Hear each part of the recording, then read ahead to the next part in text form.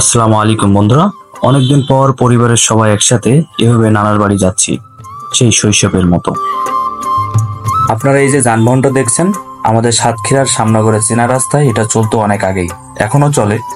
একসময় এই পায়ে চালিত ভ্যান গাড়িতে কত ঘুরেছি, কারণ তখন গ্রামের মধ্যে যাতায়াতের একমাত্র ভরসা ছিল এই ভ্যানটি। স্থায়ীভাবে আমরা বলি পা ভ্যান, কারণ একসময় চালাতে হতো পায়ে, প্যাডেল ঘুরিয়ে, ঘাম ঝরিয়ে, রোদ বৃষ্টির মধ্যে দিয়েও। তবুও চালক হতেন হাসি খুশি, কারণ এই ভ্যানটি চালাতো তার সংসার, সন্তানের পড়াশোনা, পরিবারের খাবার, সবই এই একটাই ভরসা। কিন্তু সময় থেমে থাকে না, যুগ বদলেছে, প্রযুক্তি এসেছে গ্রামে গ্রামে। আগের সেই প্যাডেল ভ্যান এখন হয়েছে মোটর চালিত একটা ছোট্ট ইঞ্জিন, বদলে দিয়েছে একটা বড় জীবন। এখন আর আগের মতো পায়ে চালাতে হয় না, সবকিছু হয়ে গেছে যান্ত্রিক।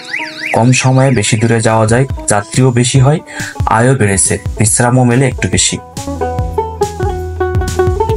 ভ্যানটা শুধু একটা যানবাহন না, একটা স্বপ্ন, একটা ঘরের ভাত জোগাড়ের নাম।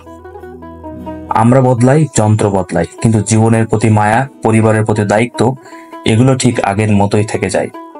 এই ভ্যানের চাকা যেমন ঘোরে, তেমনি ঘুরে চলেছে হাজারো মানুষের বেঁচে থাকার গল্প।